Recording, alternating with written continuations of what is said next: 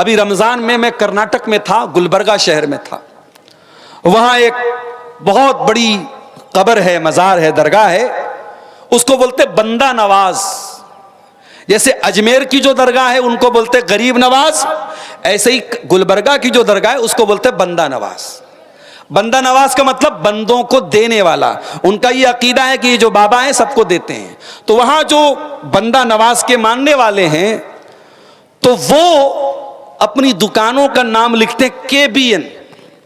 KBN का मतलब क्या है? खाजा बंदा नवाज। तो हमारे अहले हदीस भाई भी तो एक से एक मजेदार होते हैं। तो एक अहले हदीस भाई ने कहा कि ये केबीएन का मतलब मालूम है मौलाना? मैंने कहा क्या मतलब है इसका? तो बोले इसका मतलब है कोई भरोसा नहीं। केबीएन कोई भरोसा नहीं। और जो लोग लिखते केजीएन, तो केजीएन का मतलब कोई गारंटी नहीं। वो तो ये मतलब ले रहा है खाजा गरीब नवाज, मगर हमारे अहले हदीस भाई उसकी फुल फॉर्म क्या बनाए?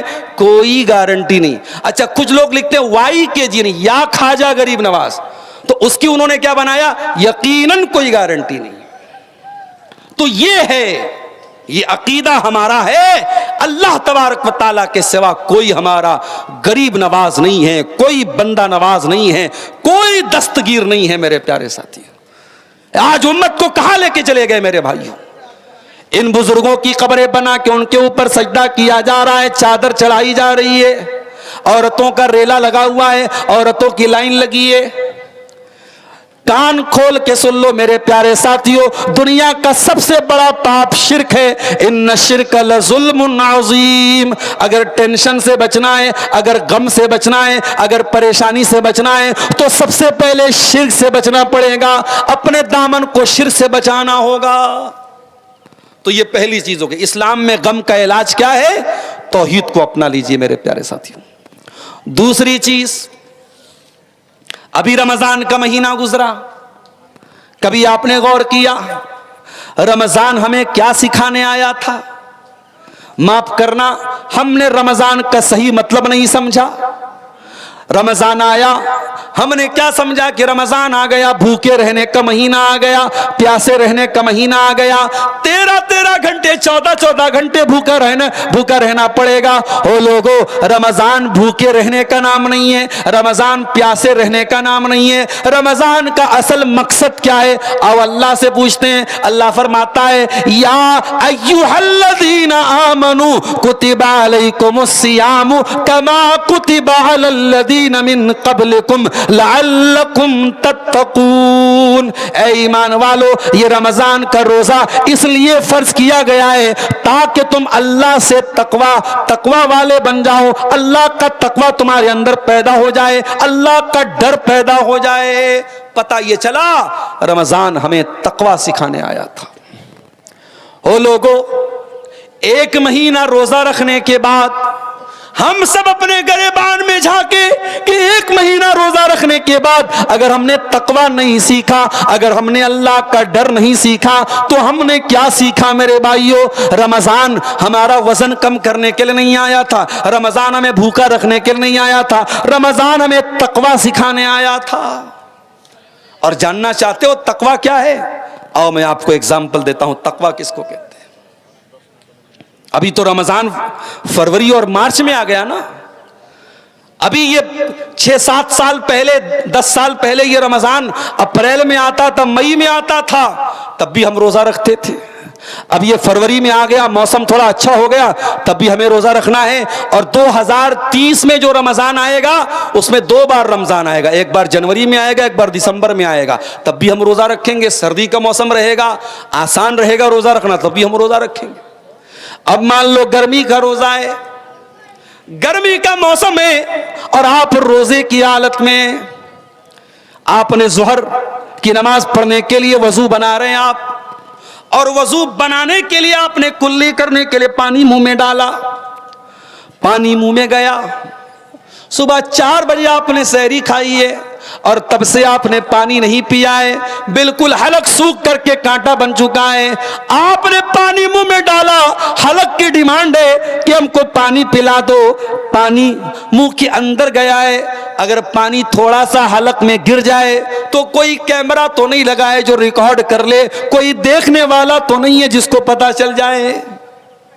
मगर गौर करो मेरे साथियों, एक मुसलमान अपना रोजा नहीं तोड़ता है।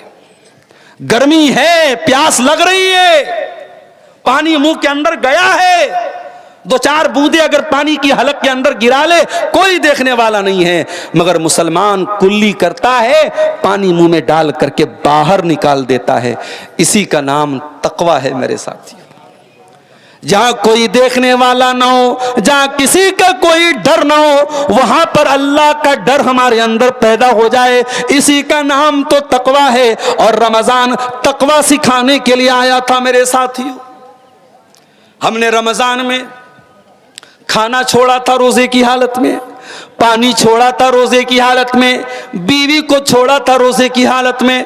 खाना नहीं खाते थे, बीवी के पास नहीं जाते थे, पानी नहीं पीते थे, ये सब चीजें हलाल थी मगर रोजे की हालत में हराम हो गई।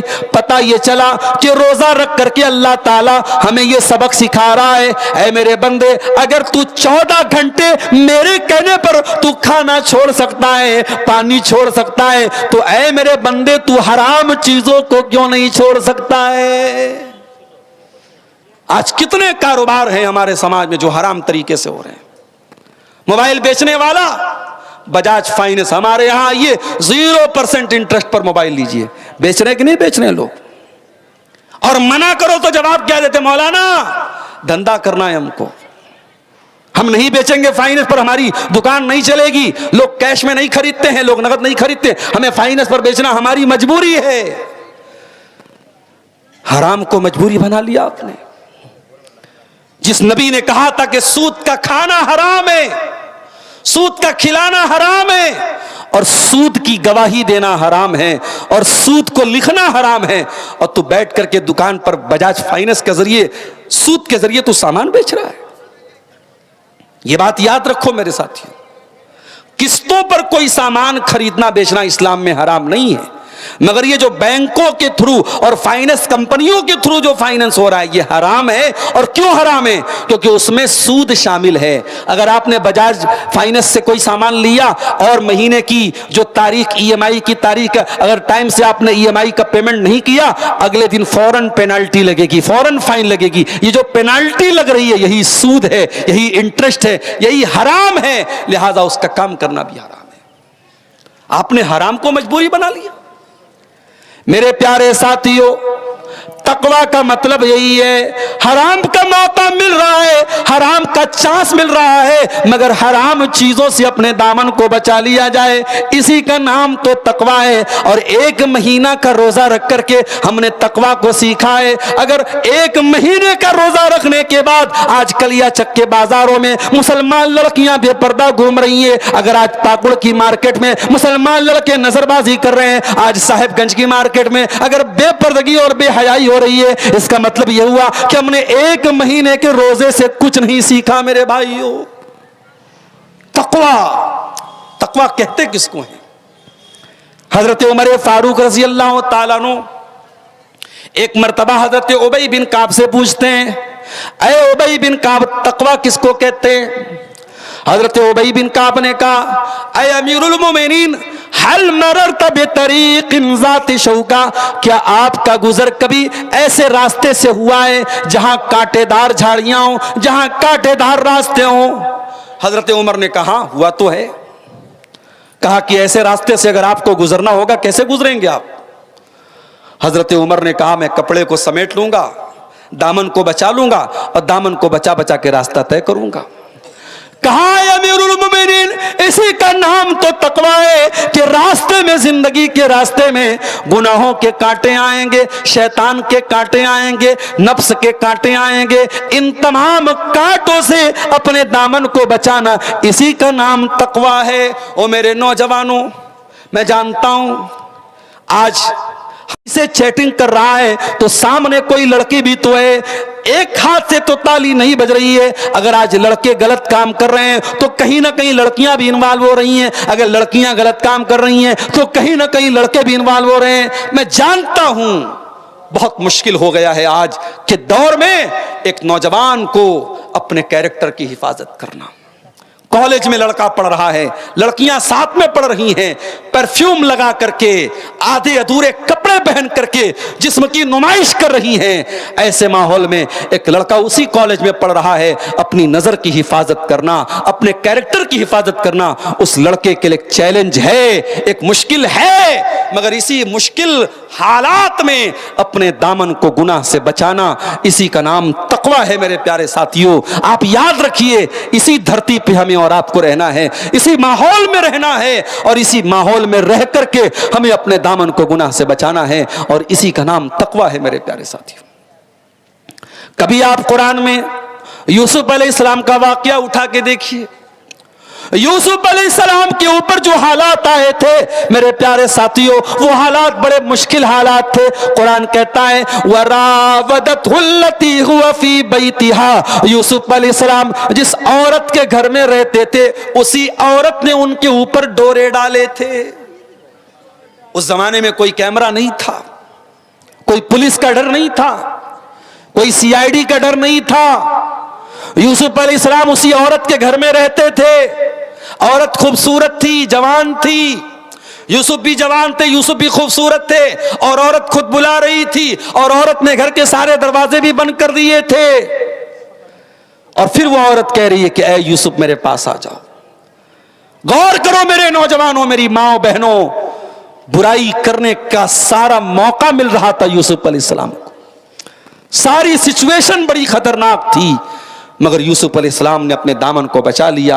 काला माअज़ल्लाह इन्नहु रब्बी अहसन मसवाया इन्नहु ला युफ्लिहुज़्ज़ालिमून। ऐ अजीज़ मिस्र की बीवी, ऐ मेरी मलका, ऐ ज़ुलेखा, मैं तेरे दावत गुनाह पर लब्बैक न कहूंगा, मैं तेरे साथ ये गलत काम नहीं कर सकता। मेरे अल्लाह ने तेरे घर में मुझको ठिकाना दिया है, ऐ ज़ुलेखा, मैं तेरे साथ ये गलत काम नहीं कर सकता। ये है तकवा। और मेरे प्यारे साथियों, अगर जिंदगी में गम से बचना है तो तकवा वाले बन जाओ। और एक जुमला बोल रहा हूं, नोट कर लो, गुनाह कभी छुप नहीं सकता है। आज हमने कोई पाप किया, कोई गुनाह का काम किया, हमने सारे सबूत भी मिटा दिए, हमने सारे गवाहों को मिटा दिया, मगर वो गुनाह एक न एक दिन दुनिया के सामने आएगा। अगर दुनिया में नहीं आएगा तो कयामत के दिन सामने आएगा। वो धरती बोलेगी यौमइज़िन तुहद्दिसु अख़बारहा, जिस धरती पर बैठ के हमने गलत काम किया था वो धरती बोलेगी हत्ता इज़ा मा जाऊहा शहीदा अलैहिम समूहुम, हमारा कान बोलेगा, कान से क्या क्या तुम बातें सुनते थे, वह अबसारुहुम, हमारी आंखें बोलेंगी, हमने आंखों से क्या क्या देखा था, और हमारी चमड़ी बोलेगी। अल्लाह ताला कयामत के दिन हमारी आंखों को भी गवाह बनाएगा, हमारे कानों को भी गवाह बनाएगा, हमारे बदन की त्वचा को, हमारी चमड़ी को भी गवाह बनाएगा। इसलिए मेरे भाइयों, गुनाह से वक्ती तौर पे मजा आ जाएगा, गुनाह से वक्ती तौर पे लज्जत मिल जाएगी, मगर गुनाह का असर बहुत भयानक पड़ेगा। गुनाह आपके बीवी बच्चों को परेशानी में डालेगा, आपको परेशानी में डालेगा, आपके कारोबार को परेशानी में डालेगा। इसलिए तकवा वाले बन जाओ, गुनाह से बचने वाले बन जाओ। और जब गुनाह से बचने वाले बन जाओगे तो अल्लाह गारंटी लेता है, वलौ अन्न अहलल कुरा आमनू वत्तक़ौ लफ़तहना अलैहिम बरकातिम मिनस समाई वल अर्दी। ऐ मेरे बंदो, अगर तुम तकवा वाले बन जाओ, तुम अल्लाह से डरने वाले बन जाओ, तो हम जमीन व आसमान की बरकत के दरवाजे खोल देंगे तुम्हारे ऊपर। ऐ बिजनेस करने वालों, ऐ मोबाइल शॉप चलाने वालों, इलेक्ट्रॉनिक सामान चलाने वालों, अल्लाह की कसम, आप हराम तरीकों से पैसा कमाने के चक्कर में न पड़ो। अल्लाह हलाल से इतनी बरकत देगा कि आप सोच भी नहीं सकते। हलाल में अल्लाह बरकत नहीं देता है, बहुत बरकत देता है। हलाल के जरिए भी लोग करोड़पति बने हैं और बनते हैं मेरे साथ। अभी एक आदमी से मेरी मुलाकात हुई, कर्नाटक में, अरबपति आदमी है और हलाल तिजारत है, बेकरी का बहुत बड़ा कारोबार है। अपनी माँ के नाम से उन्होंने मदरसा कायम किया, बाप के नाम से उन्होंने मस्जिद बनाई, बहुत दीन का काम कर रहे हैं मेरे प्यारे साथियों। इसलिए ये बात याद रखिए, अल्लाह हलाल तरीके से भी आपको इतनी रोजी देगा कि आप सोच भी नहीं सकते। तो ये दूसरी चीज है, तकवा वाले बन जाओ, जिंदगी से गम दूर हो जाएगा, टेंशन दूर हो जाएगी। इस्लाम में गम को दूर करने का तीसरा तरीका, जिंदगी से टेंशन को दूर करने का तीसरा तरीका क्या है मेरे भाइयों? अल्लाह से तौबा किया करो, अल्लाह से माफी मांगा करो, अल्लाह के सामने अपने गुनाहों की माफी मांगा करो। ये जलसा हो रहा है, जलसा खत्म हो जाए, घर जाओ, वजू कर लो और अल्लाह ताला अगर तौफीक दे तो 8 रकात पढ़ लेना, 8 नहीं पढ़ सकते तो 6 पढ़ लेना, 6 भी नहीं पढ़ सकते तो 4 पढ़ लेना, 4 भी नहीं पढ़ पाते तो 2 रकात पढ़ लेना। रात का सन्नाटा है, रात का सुहाना वक्त है, 2 रकात तहज्जुद की नमाज पढ़ लेना और अल्लाह के सामने बैठ जाना और अल्लाह से अपने गुनाहों की माफी मांग लेना, अल्लाह से तौबा कर लेना। मेरे प्यारे साथियों, ये तौबा भी आपकी बहुत सारी मुसीबतों को दूर कर देगी। अभी रमजान में ताक रातों में हमने क्या दुआ मांगी थी? अल्लाहुम्मा इन्नका अफ़्वुन तुहिब्बुल अफ़्व फ़अफ़ु अन्ना। ऐ अल्लाह, तू माफ करने वाला है, तू माफी को पसंद करता है। ऐ अल्लाह, तू हमको भी माफ कर दे। हमने ताक रातों में, हमने शबे कद्र में भी अल्लाह ताला से तौबा की थी, हमने अल्लाह से माफी मांगी थी। इसलिए मेरे प्यारे साथियों, तौबा किया करो, क्योंकि ये बात नोट कर लो कि हमारे ऊपर जितनी मुसीबतें आती हैं वो हमारे अपने करतूतों का फल होती हैं, अपने कामों की सजा होती है। वमा असाबकुम मिन मुसीबतिन फबिमा कसबत अयदीकुम। ऐ मेरे बंदो, तुम्हारे ऊपर जो भी मुसीबतें आती हैं वो तुम्हारे अपने करतूत का नतीजा होती हैं, अपने गुनाहों की सजा होती है। लिहाजा अल्लाह ताला से मफ़रत तलब किया करो, माफी मांगा करो। हज़रत नूह अलैहिस्सलाम अपनी कौम से कहते हैं, फ़कुल्तुस्तग़फ़िरू रब्बकुम इन्नहु कान गफ़्फ़ारा। ऐ मेरी कौम के लोगों, अल्लाह ताला से इस्तिग़फ़ार किया करो, अल्लाह ताला से माफ़ी मांगा करो। अल्लाह बहुत बख्शने वाला है। युरसिलिस समा अलैकुम मिदरारा। जब तुम अल्लाह से माफ़ी मांगोगे, जब इस्तिग़फ़ार करोगे, अल्लाह आसमान से बारिश भी नाजिल फरमाएगा। वयुमदिदकुम बिअमवाल। अल्लाह माल भी तुमको देगा। यजअल्लकुम जन्नाति व यजअल्लकुम अनहारा। अल्लाह माल भी देगा, अल्लाह औलाद भी देगा, अल्लाह बाग भी देगा, अल्लाह नहरें भी देगा। इमाम हसन बसरी के पास एक आदमी आया, उसने कहा, इमाम साहब, कारोबार में बड़ा घाटा हो रहा है, बड़ा नुकसान हो रहा है, कोई दुआ बता दीजिए, कोई तरीका बता दीजिए। इमाम हसन बसरी ने कहा, जाओ इस्तिग़फ़ार करो। दूसरा आदमी आया, इमाम साहब, शादी के कई साल हो गए, औलाद नहीं हो रही है, औलाद की नेमत से महरूम हूं। कहा, जाओ इस्तिग़फ़ार करो। तीसरा आदमी आया, इमाम साहब, बारिश नहीं हो रही है, सूखा पड़ा हुआ है। कहा, जाओ इस्तिग़फ़ार करो। चौथा आया, इमाम साहब, मेरे खेत में पैदावार नहीं हो रही है, मेरे पेड़ों में फल नहीं आ रहा है। कहा, जाओ इस्तिग़फ़ार करो। लोगों ने कहा, ऐ इमाम हसन बसरी, क्या बात है, हर मसले का एक ही हल बता रहे हैं, हर मरज़ की एक ही दवा बता रहे हैं। कहा, वो लोगों, ये दवा मैं नहीं बता रहा हूँ, ये दवा कुरान बता रहा है, ये कुरान के 29वें पारे में अल्लाह बता रहा है, फ़कुल्तुस्तग़फ़िरू रब्बकुम इन्नहु कान गफ़्फ़ारा युरसिलिस समा अलैकुम मिदरारा। इस्तिग़फ़ार से बहुत सारी मुसीबतें मेरे प्यारे साथियों दूर हो जाएंगी। तो इस्लाम में गम का ये तीसरा इलाज है कि हम अल्लाह ताला से तौबा और इस्तिग़फ़ार करें। चौथी चीज, अल्लाह का जिक्र किया करो, अल्लाह को याद किया करो, उठते बैठते चलते फिरते अल्लाह का नाम लिया करो। सुभान अल्लाह, अल्हम्दुलिल्लाह, ला इलाहा इल्लल्लाह, अल्लाहु अकबर पढ़ते रहा करो। घर में जाओ, बिस्मिल्लाह पढ़ के जाओ। घर से बाहर निकलो, बिस्मिल्लाह ही तवक्कलतु अलल्लाह पढ़ के निकलो। खाना खाओ तो अल्लाह का नाम लेके खाना खाओ। खाना खाने के बाद अल्लाह का शुक्र अदा करो। अगर आपकी जिंदगी में अल्लाह का जिक्र है तो आप कभी परेशान नहीं हो सकते हैं मेरे साथियों। अल्लाह के प्यारे नबी फरमाते हैं कि अल्लाह ताला कहता है, अना इंदा ज़न्नि अब्दी बी व अना माहू इज़ा ज़करनी। मैं अपने बंदे के साथ होता हूँ, मेरा बंदा जब भी मुझको याद करता है मैं अपने बंदे के साथ होता हूँ। अगर मेरा बंदा अकेले में मुझको याद करता है तो मैं भी अपने नफ्स में उसको याद करता हूँ। अगर मेरा बंदा किसी महफिल में मुझको याद करता है मैं उससे अच्छी महफिल में उसको याद करता हूँ। अगर मेरा बंदा एक बित्ता मेरे करीब आता है मैं एक हाथ उसके करीब आता हूँ। अगर मेरा बंदा एक हाथ मेरे करीब आता है, मैं एक गज उसके करीब आता हूं। मेरा बंदा चल के मेरे पास आता है, मैं दौड़ के उसके पास आता हूं। अल्लाह बहुत करीम है मेरे प्यारे साथी। ये एहसास अपने अंदर पैदा कर लो कि अल्लाह हमारे साथ है। हिंदुस्तान के मौजूदा हालात और हमारे कौम के जो हालात हैं, हमें यह बात याद रखनी चाहिए कि अगर हमारे दिल में यह एहसास है कि अल्लाह हमारे साथ है तो अल्लाह जरूर हमारी मदद करेगा। मेरे प्यारे साथी, याद करो अल्लाह के नबी जब गारे सौर में थे,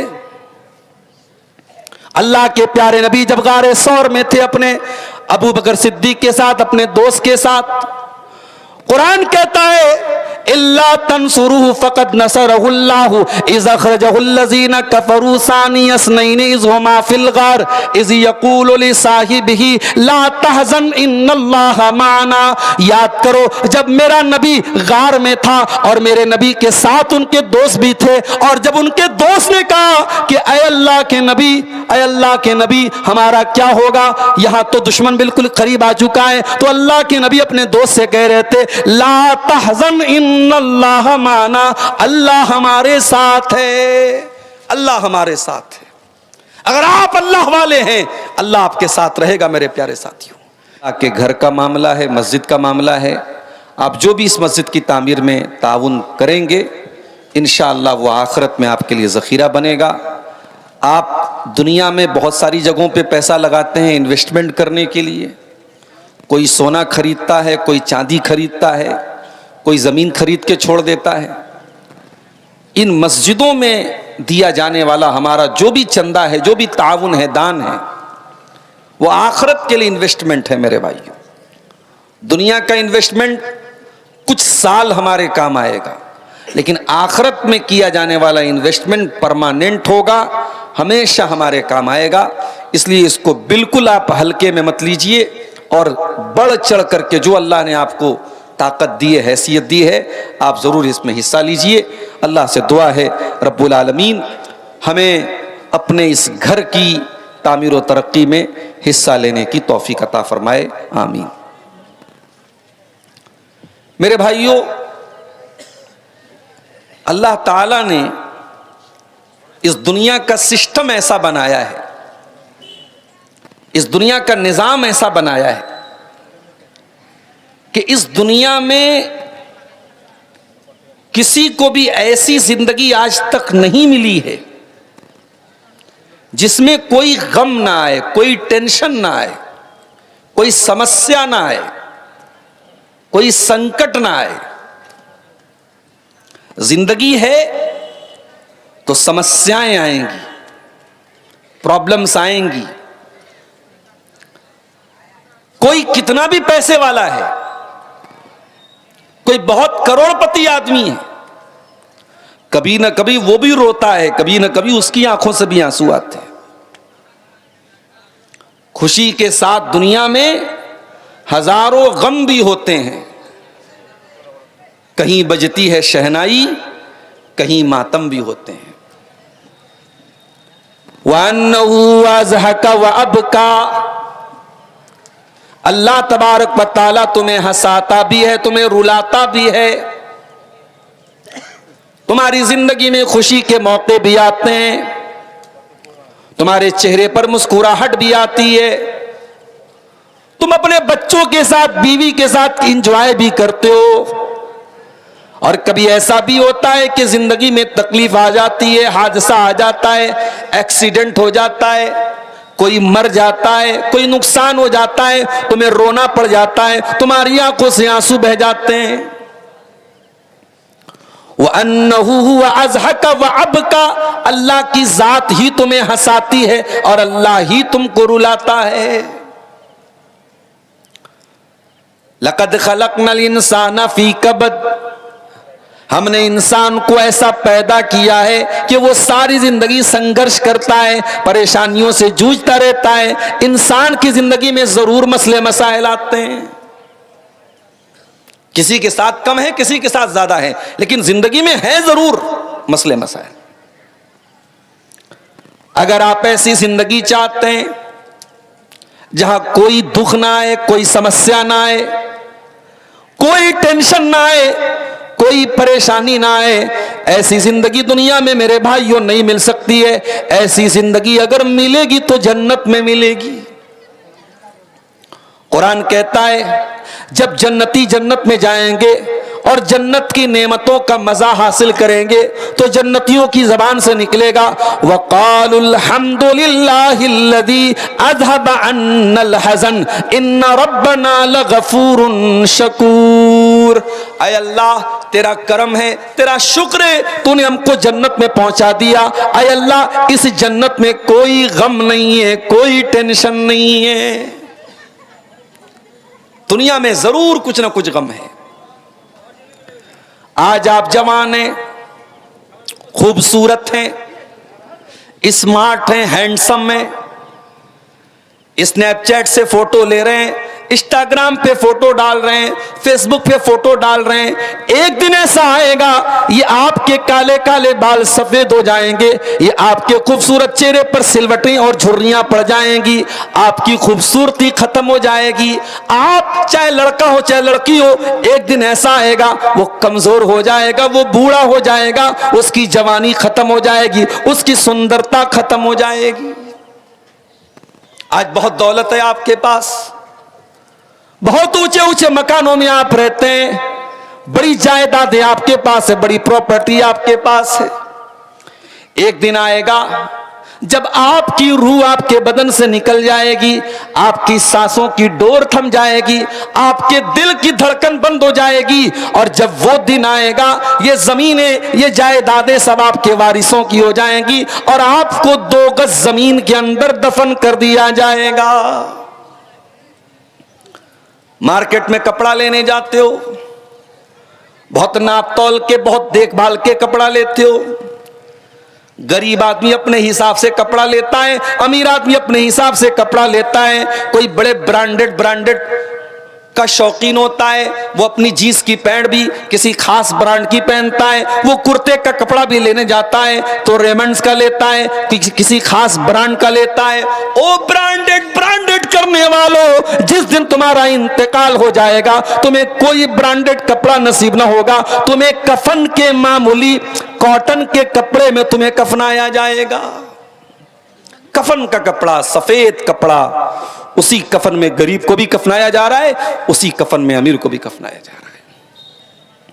यह है तेरी जिंदगी की औकात, यह है तेरी जिंदगी की वास्तविकता, यह है तेरी जिंदगी की हकीकत। दो दुनिया में बड़ी शान से अपनी 4 व्हीलर से चला करता था, तेरी कार में एसी चला करती थी, तू मई और जून के महीने में भी अपनी कार से निकलता था तो एक पसीने की बूंद भी तेरे माथे पे नहीं आती थी। तेरी गाड़ी की एसी बहुत अच्छी चला करती थी। जब तेरी शानदार गाड़ी तेरे गांव से निकला करती थी, गांव वाले कहा करते थे हाय हाय ये बड़ा खुशनसीब इंसान है, इसके पास बड़ी महंगी गाड़ी है, इसके पास फॉर्च्यूनर है, इसके पास स्कॉर्पियो है, इसके पास बड़ी महंगी गाड़ियां हैं। ओ महंगी गाड़ियों वालों, ओ महंगी कारों के शौकीन मेरे भाइयों, एक दिन आएगा जब तुम दुनिया से चले जाओगे, तुम्हारी कार कोई और ड्राइव करेगा, तुम्हारी गाड़ियों में को कोई और चलाएगा, तुम्हारे बंगलों का मालिक कोई और हो जाएगा और तुम दूसरों के कंधे पे सवार होके कब्रिस्तान जाओगे। और वो बेटा जो बहुत मोहब्बत करता था आपसे, वो बेटा भी आपको अपने घर में रखने के लिए तैयार नहीं होगा। वो बीवी जो आपके मरने पर बड़े आंसू बहाएगी, 4 महीने तक इद्दत गुजारेगी, 4 महीना 10 दिन तक, वो बीवी भी 4 महीना इद्दत तो गुजारेगी, आंसू तो बहाएगी, मगर वो बीवी भी ये नहीं कहेगी मेरे शौहर को मेरे साथ रहने दो। वो आपके मरने के बाद सब आपको कब्रिस्तान में अकेला छोड़ के चले जाएंगे। कभी आपने गौर किया है, हम रात में बिस्तर पे सोते हैं तो 0 वाट का बल्ब जला के सोते हैं, बिल्कुल अंधेरा हमें पसंद नहीं है, कमरे में हल्की सी लाइट जरूर रखते हैं हम मेरे भाइयों। कभी आपने गौर किया जब हम कब्र में जाएंगे वहां तो 0 वाट का बल्ब भी नहीं है, वहां तो नाइट बल्ब भी नहीं है, वहां कोई रोशनी अगर मिलेगी तो आपको अपने ईमान से मिलेगी, वहां अगर कोई रोशनी मिलेगी अपने अमल से मिलेगी, अपने किरदार से मिलेगी। फेसबुक पर आपको कितने लोगों ने लाइक किया, वहां इससे कोई मतलब नहीं। इंस्टाग्राम पर आप डिजिटल क्रिएटर बन गए, बड़ी अच्छी आईडी बना ली आपने, बड़े फॉलोअर्स हो गए आपके, बड़े फोटोज आपके डाल रहे हैं आप इंस्टाग्राम के ऊपर, बहुत लोगों ने आपको फॉलो कर लिया है। वो दुनिया की फैन फॉलोइंग के पीछे भागने वालों, वो दुनिया में सोशल मीडिया पर शोहरत पाने वालों, वो दुनिया में सोशल मीडिया के जरिए गंदगी फैलाने वालों और वल्गर फोटो और वीडियो डालने वालों, चार पैसे तो तुम कमा लोगे, चंद पैसे तो तुम कमा लोगे, लेकिन ये इंस्टाग्राम की आईडी, ये स्नैपचैट की आईडी, ये यूट्यूब का चैनल आपकी कब्र में आपके काम नहीं आएगा। वहां रोशनी मिलेगी तो ईमान से मिलेगी, वहां रोशनी मिलेगी तो अमल से मिलेगी। अकेला छोड़ के सब लोग चले जाएंगे, लोग मिट्टी देने आएंगे, हाथ छोड़ के चले जाएंगे, कोई पुरसाने हाल नहीं होगा। मेरे प्यारे साथियों, गौर करो मेरे प्यारे साथियों, इंसान सिर्फ अपनी मौत के ऊपर गौर करे, इंसान दहल जाएगा। सिर्फ अपनी मौत के ऊपर गौर कर ले इंसान को पता चल जाएगा इंसान की औकात क्या है, इंसान की हैसियत क्या है, इंसान कितना बेबस और कमजोर है। इसीलिए अल्लाह कुरान के 27वें पारे में फरमाता है, फलौला इदा बलगतिल हुल्कुम व अंतुम हीनइज़िन तंजुरून। मेरे बंदो, जब तुम्हारी जान निकलने का टाइम आता है, जब तुम्हारी रूह के निकलने का टाइम आता है और तुम अपनी आंखों से देखते हो कि कोई इंसान दुनिया से मर रहा है, कोई दुनिया से जा रहा है, बाप मर रहा है, बेटा अपनी आंखों से देख रहा है, माँ का इंतकाल हो रहा है, बेटा अपनी आंखों से देख रहा है, शौहर का इंतकाल हो रहा है, बीवी अपनी आंखों से देख रही है, व अंतुम हीनइज़िन तंजुरून। देख रहे हो तुम्हारा अपना बिछड़ रहा है, तुम्हारा करीबी दुनिया से जा रहा है, मगर तुम कुछ कर नहीं सकते हो। व नहनु अक़रबु इलैहि मिनकुम वलाकिन ला तुबसिरून। मरने वाला दुनिया से जा रहा है, तुम उसकी चारपाई के पास बैठे हो और तुम्हें यह लगता है कि मेरे बाप का इंतकाल हो रहा है और बाप से सबसे करीब में मैं बैठा हूं, मेरे शौहर का इंतकाल हो रहा है और उससे सबसे करीब में मैं बैठी हूं। ऐ अल्लाह के बंदो, व नहनु अक़रबु इलैहि मिनकुम, तुमसे भी ज्यादा करीब उस मरने वाले के अल्लाह है। अल्लाह तो तुमसे भी ज्यादा करीब है, लेकिन अल्लाह तुमको नजर नहीं आ रहा है। वलाकिन ला तुबसिरून, तुम देख नहीं रहे हो, अल्लाह तो तुमसे भी ज्यादा करीब है। फलौला इन कुंतुम गैर मदीनीन तरजिऊनहा इन कुंतुम सादिकीन। ओ दुनिया वालों, तुम्हें अगर ऐसा लगता है तुम दुनिया में ऐसे ही पैदा हो गए हो। कल मैं इसी झारखंड का एक इलाका है मड्रो, वहां एक बहुत बड़ा पार्क है, उसको फॉसिल पार्क बोलते हैं। वहां कुछ हमारे साथी लोग थे, उन्होंने कहा मौलाना चलिए आपको फॉसिल पार्क की सैर करा देते हैं। दोपहर का टाइम था, मैंने कहा चलो भाई खाली है चलते हैं। गए उस पार्क में, तो वहां जो है हजारों साल पहले जो पेड़ थे, हजारों साल पहले वो पेड़ पत्थर बन गए। अल्लाह की कुदरत से पेड़ पत्थर बन गए। उसी को इंग्लिश में फॉसिल कहते हैं, हिंदी में उसको जीवाश्म बोलते हैं। तो उस पार्क में ऐसे पत्थरों को इकट्ठा कर किया गया है, उसको सजाया गया है। तो वहां एक म्यूजियम भी था। म्यूजियम में हम लोग गए तो वहां पे एक फिल्म हमको दिखाई गई, एक डॉक्यूमेंट्री हमको दिखाई गई। तो डॉक्यूमेंट्री में पूरी दुनिया का इतिहास बताया गया कि ये धरती कैसे बनी, ये कायनात कैसे बनी। अब साइंस वाले तो यही बताते हैं कि कायनात में सिर्फ धूल ही धूल थी, अचानक एक बहुत जोरदार धमाका हुआ, जमीन अलग हो गई, सूरज अलग हो गया, मंगल ग्रह अलग हो गया, सारे जितने गैलेक्सीज हैं सब अलग अलग हो गई। साइंस तो यही बोलती है ना, साइंस थोड़ी बोलती है कि अल्लाह ने बनाया है। तो साइंस ये कहते हैं सब कुछ अपने आप हो गया।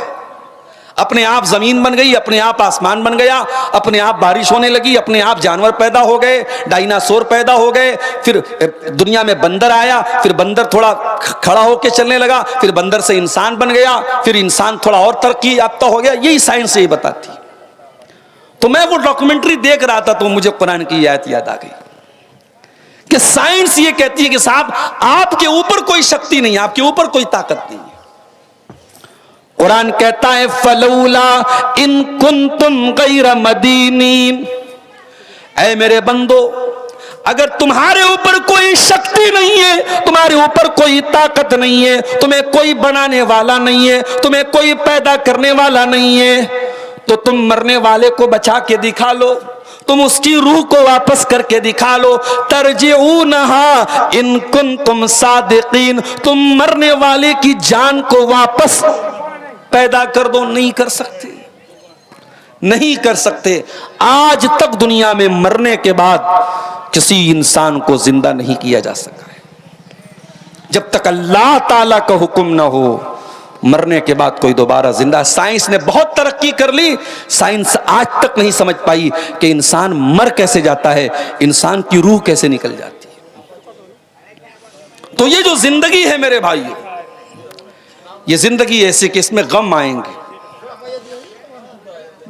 इस जिंदगी में समस्याएं आएंगी, टेंशन आएंगी, और दुनिया में कुछ ऐसे भी लोग होते हैं जिनको रोजी रोटी की टेंशन है, किसी को बच्चों की टेंशन है, किसी को बीवी की टेंशन है। एक हस्ती ऐसी थी 1400 साल पहले, उनको अलग ही एक टेंशन थी। 1400 साल पहले अरब की धरती पर अल्लाह ने एक रसूल भेजा। अब्दुल्ला के घर में अब्दुल मुत्तलिब के पोते बन के आए, आमीना के पेट से पैदा हुए, उनका नाम था मोहम्मद सल्लल्लाहु अलैहि वसल्लम। अल्लाह ने उनको अपना आखिरी नबी बनाया, और अल्लाह के उस आखिरी नबी को क्या टेंशन थी मेरे भाइयों। कुरान कहता है फलअल्लका बाखिउन नफ्सका अला आसारिहिम इल्लम युमिनु बिहाज़ल हदीस असफा। ऐ नबी, दुनिया को कारोबार की टेंशन, दुनिया को रोजी रोटी की टेंशन, दुनिया को बाल बच्चों की टेंशन, और ऐ नबी आपको इस बात की टेंशन कि लोग ईमान कैसे ले आए, लोग हिदायत पर कैसे आ जाएं, लोग इस्लाम कैसे कबूल कर लें, लोग जहन्नम की आग से कैसे बच जाएं। फलअल्लका बाक़िउन नफ्सका अला आसारिहिम, ऐ नबी आपको तो लोगों के ईमान लाने की इतनी टेंशन है कि कहीं आप अपने आप को हलाक न कर दें, कहीं आप अपनी जान खत्म न कर दें, कहीं आपकी मृत्यु न हो जाए, कहीं आपका इंतकाल न हो जाए। उस नबी को एक ही टेंशन थी, अल्लाह के बंदे कैसे अल्लाह के रास्ते पे आ जाएं और कैसे जहन्नम की आग से बच जाएं। बारिश के मौसम में आप देखते होंगे, जब हम लाइट जलाते हैं तो लाइट के आसपास कुछ कीड़े उड़ने लगते हैं, कुछ पतंगे उड़ने लगते हैं। आप जितना भी उनको मना करेंगे, वो कीड़े बार बार उस लाइट के आसपास उड़ते रहेंगे, उड़ते रहेंगे, मरते रहेंगे, उड़ते रहेंगे।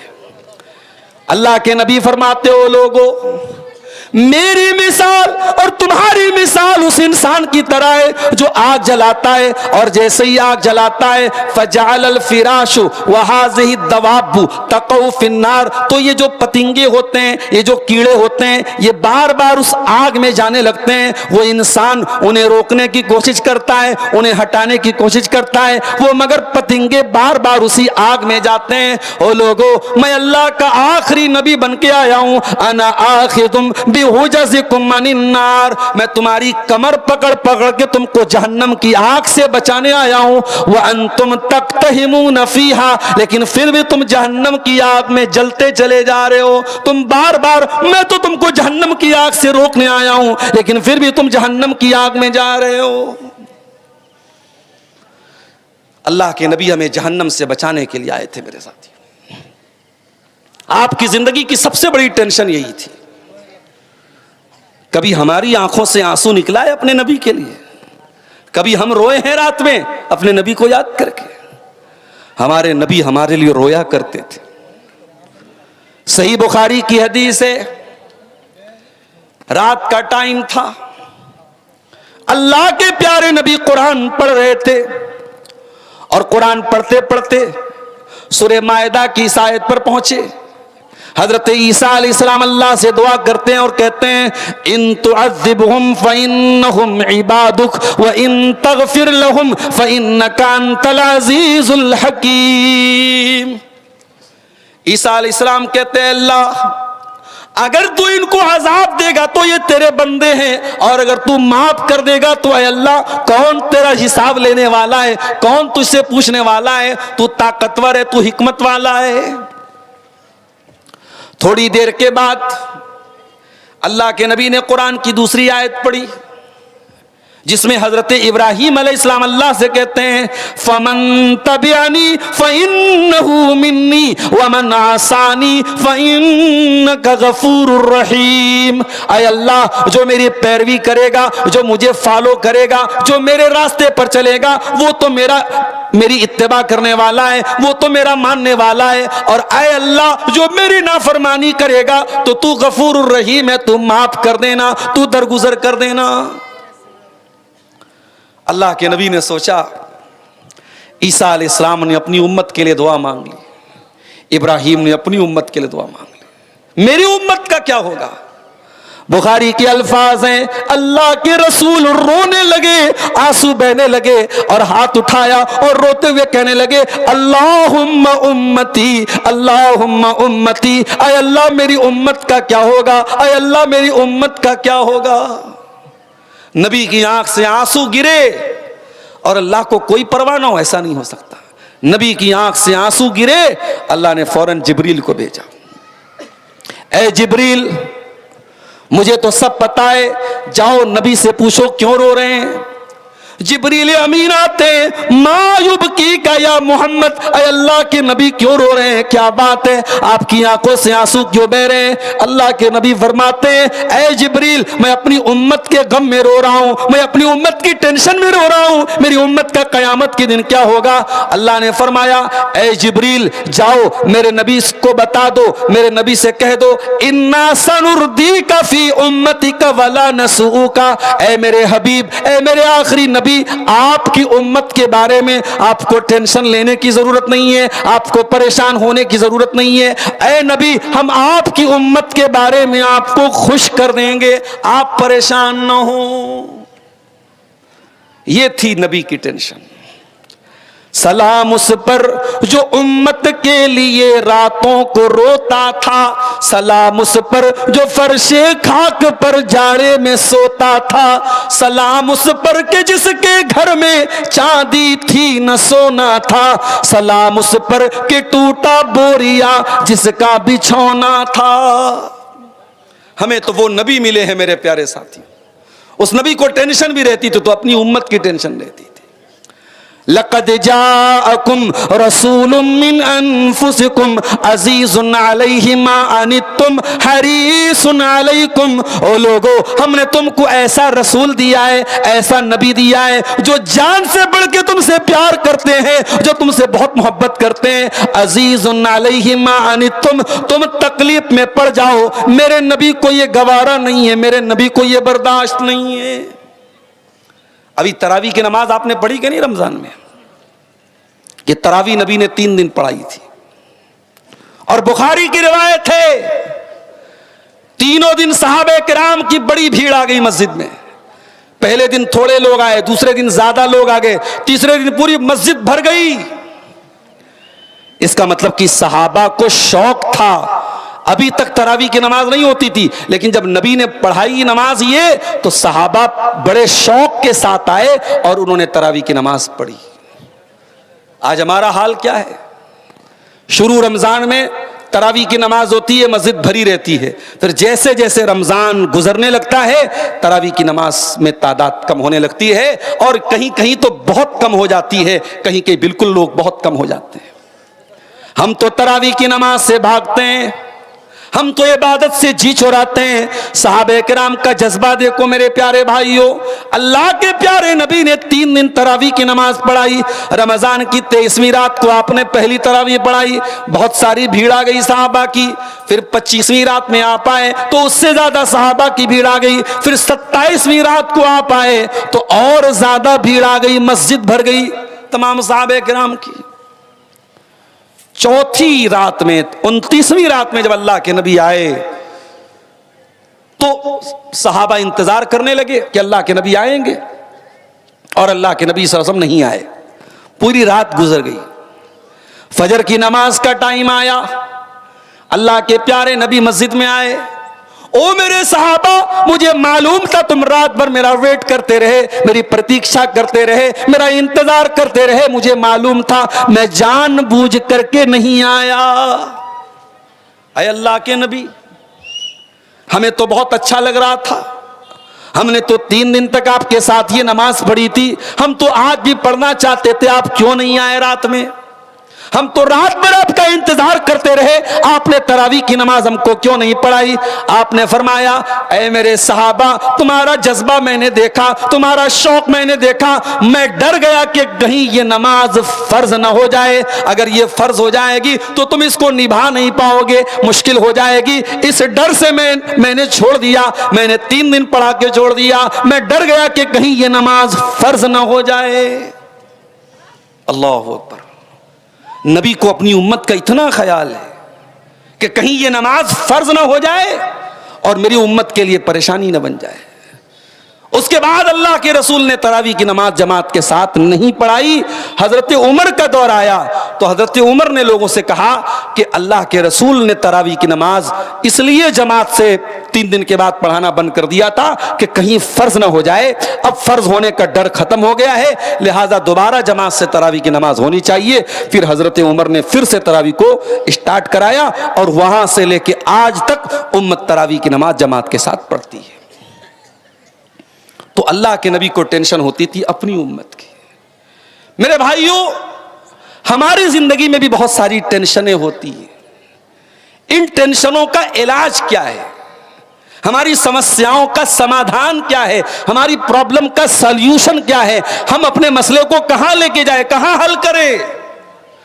तो आज की मेरी तकरीर का जो टॉपिक है वो यही है कि इस्लाम में गम का इलाज क्या है, इस्लाम में टेंशन का इलाज क्या है। हमारी जिंदगी में जो समस्याएं आती हैं, जो टेंशन आती है, उनका इलाज हमारे नबी ने, हमारे अल्लाह ने, हमारे कुरान ने क्या बताया। आइए हम कुरान और हदीस की रोशनी में तलाश करने की कोशिश करते हैं। मेरे प्यारे साथियों, अगर आप अपने गम को दूर करना चाहते हैं, अगर टेंशन को दूर करना चाहते हैं, तो कुरान कहता है पहला काम क्या करना है? तौहीद पर आना है। अगर आप एक अल्लाह के मानने वाले, अगर आप तौहीद पे चलने वाले, दुनिया की बड़ी से बड़ी मुसीबत आ जाए, बड़ा से बड़ा गम आ जाए, आपका कुछ भी बिगड़ने वाला नहीं है। फ़अक़िम वजहका लिद्दीन हनीफ़ा फितरतल्लाहिल्लती फ़तरन्नास अलैहा। ऐ मेरे नबी, आप अपना चेहरा उस अल्लाह की तरफ कर लीजिए जिस अल्लाह ने पैदा किया है। और ऐ मेरे नबी, ये तौहीद ही इंसान की फितरत है, जिस फितरत पर अल्लाह ने पैदा किया है। अल्लाह ने हमें तौहीद पर पैदा किया है। दुनिया में बच्चा पैदा होता है तौहीद पर पैदा होता है। दुनिया में आने के बाद कोई मूर्ति की इबादत करने लगता है, कोई पत्थर की इबादत करने लगता है, कोई ईसा मसीह की इबादत करने लगता है। दुनिया में आने के बाद लोग शिर्क करते हैं, लेकिन अल्लाह ने जो प्राकृतिक तौर पर, जो नेचुरल तौर पे हमें पैदा किया है, मेरे प्यारे साथियों, तौहीद पर पैदा किया है। इसलिए इस्लाम यह कहता है तौहीद को अपना लो, एक अल्लाह की इबादत करने वाले बन जाओ, तुम्हारी जिंदगी में चैन आ जाएगा, सुकून आ जाएगा।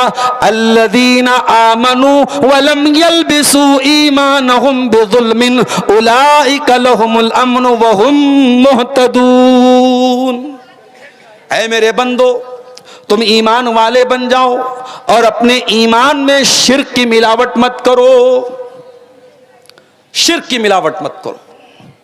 मुझे मालूम है, मैं साहेबगंज और पाकुड़ के इलाके में हूं। यहां अल्हम्दुलिल्लाह हमारी अहले हदीसों की तादाद बहुत अच्छी तादाद है और हमारे यहां शिर्क व बिदअत ना के बराबर है। लेकिन हां, मैं ये भी बता दूं आपको कि कहीं कहीं जिहालत की वजह से अब अहले हदीसों के यहां भी शिर्क व बिदअत की गुमराही अब आने लगी है। कहीं कहीं अहले हदीसों के यहां भी अब तावीज बहना जाने लगा है। अब कहीं कहीं हमारे यहां भी बदअकीदगी वाली चीजें आने लगी हैं। बिल्ली ने रास्ता काट दिया तो कहीं कहीं हमारे लोग भी अपनी गाड़ी रोक लेते हैं, बिल्ली ने रास्ता काट दिया। कहीं कहीं हमारे घर की औरतें भी औलाद नहीं हो रही है और किसी ने कहा फला दरगाह पे चली जाओ तो दरगाह पे जाने के लिए भी तैयार हो जाती हैं। मेरे प्यारे भाइयों, मेरी माँ और बहनों, तौहीद का मतलब यही है कि मर जाओ, कट जाओ, मगर तौहीद से समझौता नहीं करना है। पेशानी झुकेगी तो अल्लाह के सामने झुकेगी, अल्लाह के सिवा किसी और के ऊपर भरोसा नहीं करना है। इसलिए कि दुनिया में कौन है, अल्लाह ताला जिसको देना ना चाहे कौन है उसको दे सकता है, और अल्लाह जिसको देना चाहे कौन ऐसा है जो रोक सकता है। हम लोग नमाज में सलाम फेरने के बाद एक दुआ पढ़ते हैं, अल्लाहुम्मा ला मानिया लिमा आतैता वला मोतिया लिमा मनाता वला यनफउज़ल जद्द मिनकल जद्द।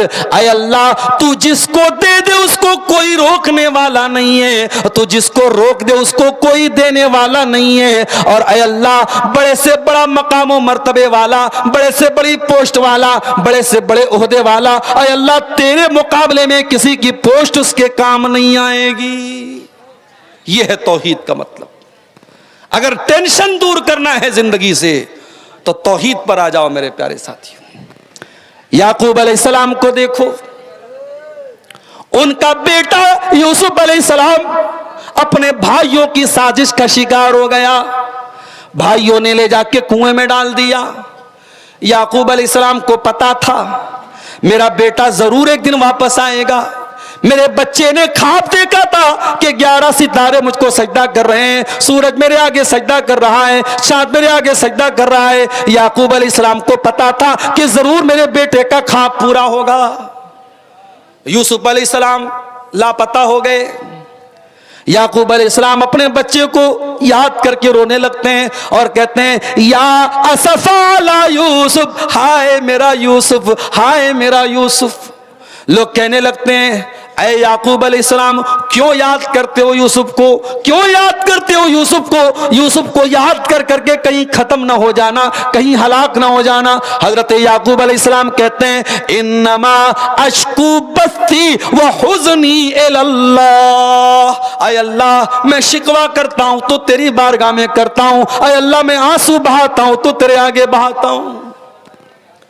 इसलिए मेरे प्यारे साथियों, अगर टेंशन को दूर करना है तो तौहीद वाले बन जाओ, एक अल्लाह के ऊपर ईमान रखने वाले बन जाओ। जिस इंसान की जिंदगी में तौहीद होगी वो बड़ी से बड़ी टेंशन का सामना कर सकता है।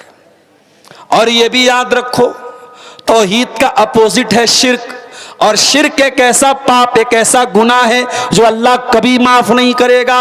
इन्नल्लाह ला यगफिरु अन युशरका बिही व यगफिरु मा दूना ज़ालिका लिमन यशा। मेरे बंदो, हम शिर्क को माफ नहीं करेंगे। शिर्क से छोटा कोई गुनाह करके आओगे माफ कर देंगे, शिर्क माफ होने वाला नहीं है। अल्लाह ताला शिर्क को माफ नहीं करेगा। और यह भी याद रखो, अगर कोई शिर्क की हालत में मर गया, हमारा अपना बाप ही क्यों ना हो, अपनी मां ही क्यों ना हो, हम उसके लिए मगफरत की दुआ भी नहीं कर सकते। मा काना लिन्नबिय्य वल्लज़ीना आमनू अन यस्तगफिरू लिल मुशरिकीना वलौ कानू उली कुर्बा। ऐ नबी, आपको भी अधिकार नहीं है, ऐ मुसलमानों तुमको भी अधिकार नहीं है कि कोई शिर्क की हालत में मर जाए और तुम उसके लिए मगफरत की दुआ करो। किसी मुशरिक के लिए मगफरत की दुआ करने की इजाजत नहीं है आपको। मेरे प्यारे साथी, अल्लाह के नबी को एक मर्तबा अपनी मां की याद आई। आपने मां को 5 साल की उम्र में खो दिया था, 6 साल की उम्र। अल्लाह के नबी को मां का प्यार नहीं मिल पाया।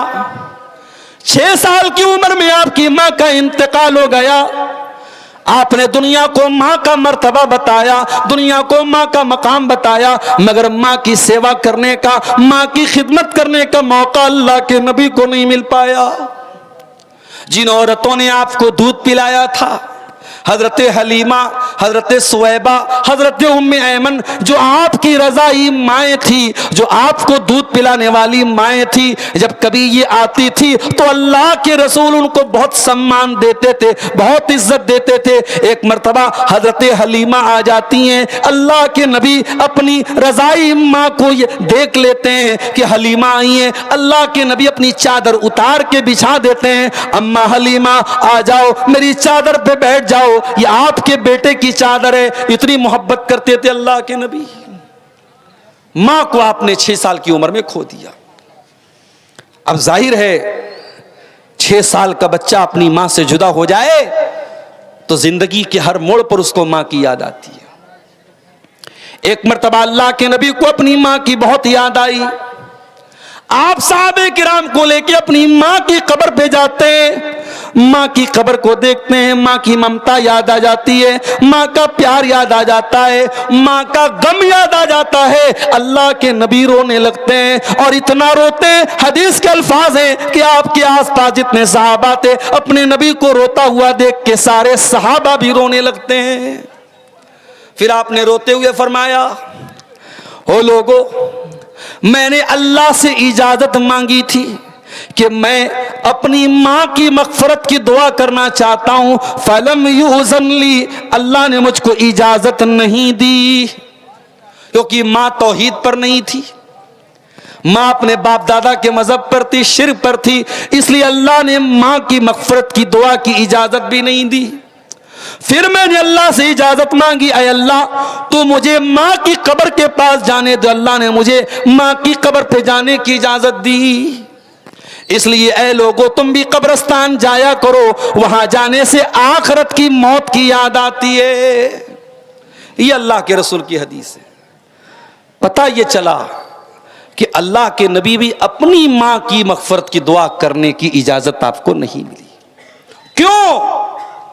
क्योंकि अल्लाह ताला के यहां शिर्क एक ऐसा पाप है, एक ऐसा गुनाह है जो माफ नहीं किया जाएगा, और शिर्क करने वाला अगर दुनिया से चला गया उसी हालत में तो उसकी मग़फ़िरत की दुआ भी मेरे भाइयों आप नहीं कर सकते। सोचो मेरे प्यारे साथियों, कितनी बड़ी बदनसीबी की बात है, एक इंसान की माँ का इंतकाल हो जाए, एक इंसान के बाप का इंतकाल हो जाए, और वो जब दुआ के लिए हाथ उठाए तो अपने बाप के लिए दुआ न कर पाए, अपनी माँ के लिए दुआ न कर पाए। ये इतना बड़ा गुनाह है मेरे प्यारे साथियों। इसलिए हर हाल में अपने दामन को शिर्क से बचाना, कोई ऐसा काम मत करना जो शिर्क हो, अल्लाह की जात में किसी को शरीक मत करना, अल्लाह का अधिकार किसी और को मत देना मेरे प्यारे साथी। अभी एक वीडियो मैंने देखा, एक बच्चा था, जवान लड़का था, अपनी मां को चूम रहा था, जवान लड़का अपनी मां का पैर चूम रहा था और ऐसे अंदाज से चूम रहा था, ऐसा लग रहा था मां के आगे सजदा कर रहा है। ये अमल भी ठीक नहीं है मेरे प्यारे साथी। मां का सम्मान करने की इजाजत इस्लाम ने दी है, लेकिन मां का पैर चूमना और ऐसे अंदाज में चूमना, ऐसा लगे कि आप मां को सजदा कर रहे हैं, इस बात की इस्लाम में इजाजत नहीं है। व अन्नल मसाजिद लिल्लाहि फला तदऊ मअल्लाहि अहदा।